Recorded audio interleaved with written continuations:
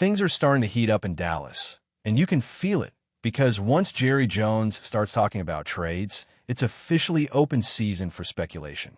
After another disappointing loss, this time to the Bears, the Cowboys find themselves stuck between two timelines. One where they're supposed to be contending now, and another where they're quietly trying to rebuild key areas of the roster. And right in the middle of that, Jerry comes out and says he's willing to make a move if the right one comes along. Now, let's be honest. When Jerry says something like, if I had the opportunity to really do something good with those picks, I would do it, you can take it two ways.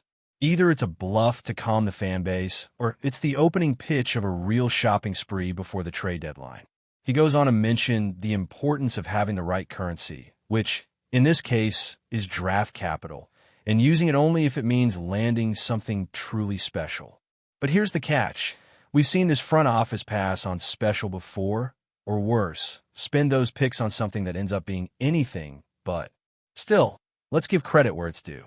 Jerry isn't wrong in principle. Making a trade, just for the sake of saying you made one, isn't smart. This isn't Madden. Roster management in the NFL is about balance, timing, and leverage.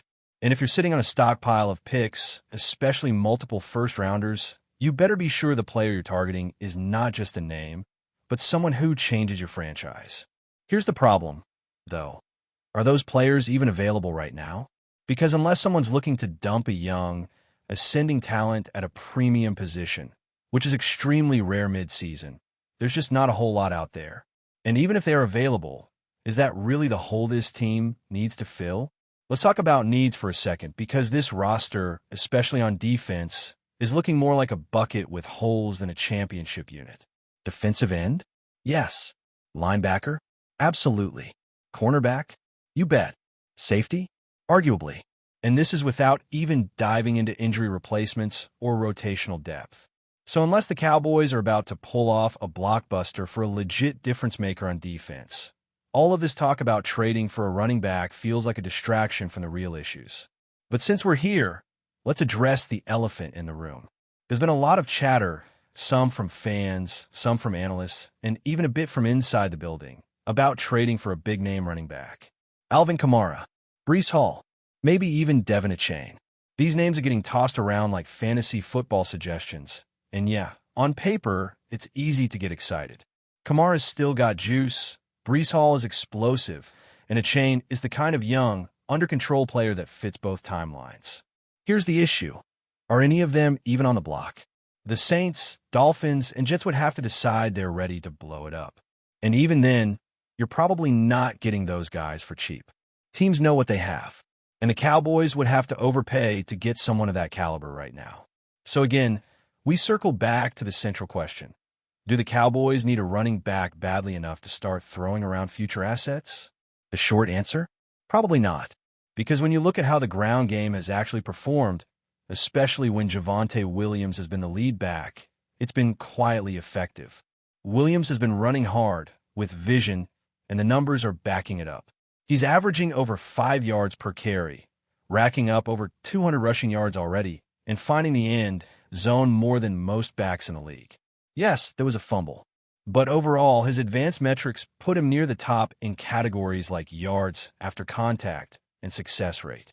He's not just surviving out there, he's thriving.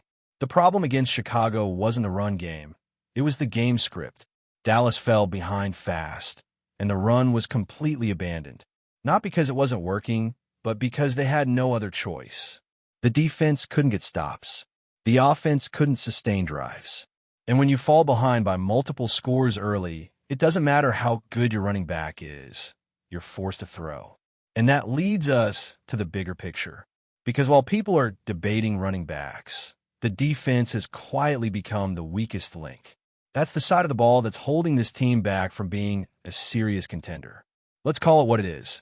The defense right now is not good enough. Not even close. And it's not just one injury or one bad performance.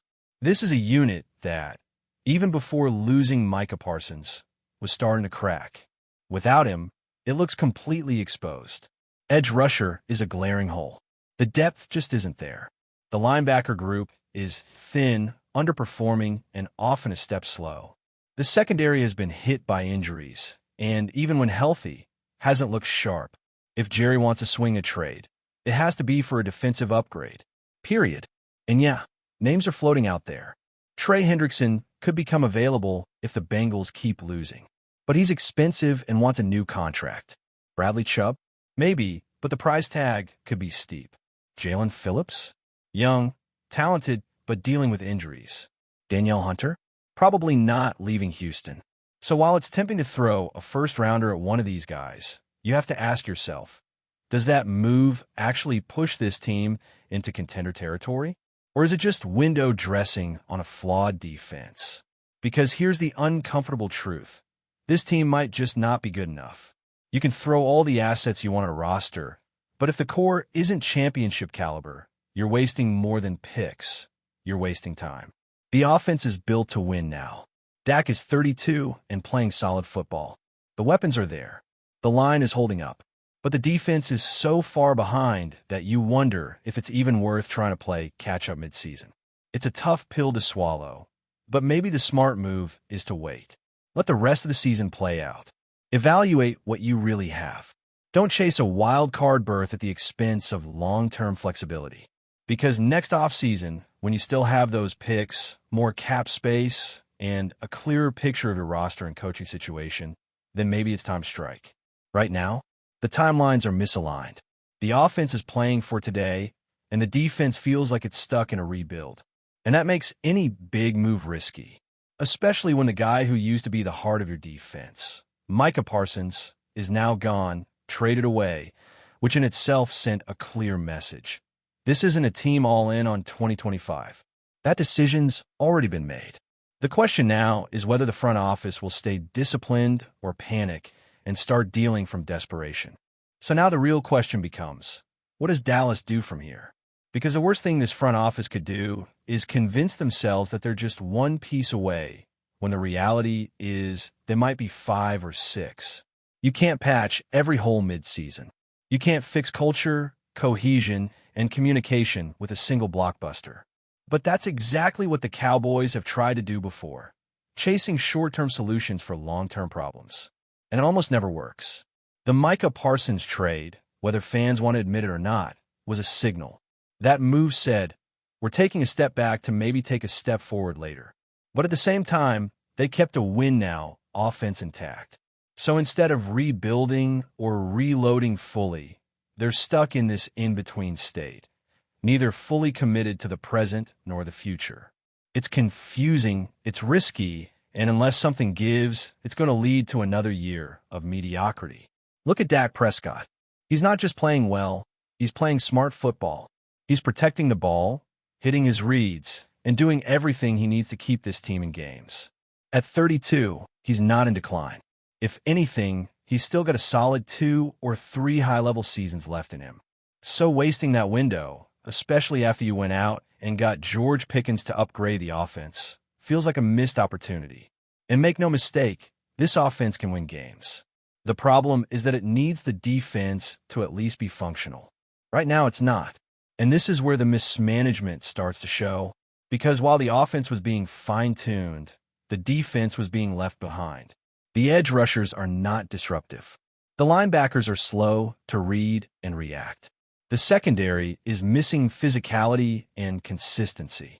And without a player like Micah to elevate everyone around him, the flaws are showing up every single week. They're not getting off the field on third down. They're not creating turnovers. And they're giving up chunk plays at the worst possible times. So again, what are you really trading for? Let's say the Cowboys go out and land a top-tier edge rusher. That helps, sure. Maybe that gives you more pressure off the edge and forces a couple bad throws. But that doesn't fix your linebacker play. That doesn't help the safeties who are getting lost in zone coverage. That doesn't cover for a cornerback group that has been exposed more than once this year. One trade doesn't erase the cracks in the foundation. And it's not just about players, it's about coaching, too. The defensive staff has to wear some of this. Because even with injuries, even with roster turnover, you should still be able to field a disciplined unit that flies to the football and plays with urgency. That's not happening. This team looks reactive, not proactive. They're not dictating terms to opposing offenses. They're surviving. Now, that doesn't mean all hope is lost. The Cowboys are still very much in the mix. The NFC hasn't been dominant across the board. A few key wins, and they could easily find themselves in the playoff picture. But let's not confuse that with being a contender. Right now, Dallas isn't built to beat the Eagles or the 49ers or even the Lions in a playoff setting. They're not explosive enough on defense, not deep enough in the trenches, and frankly, not physical enough. That's why patience might be the smartest weapon they have. Yes, it's frustrating. Yes, it feels like you're wasting a season. But if you keep your draft capital, if you keep your options open, you have a real shot to reshape this team in the offseason without desperation moves or short-term rentals that don't align with your long-term identity. And let's be honest, most of the names being floated as trade targets come with serious risk. Whether it's age, contract demands, or injury history, these aren't clean acquisitions.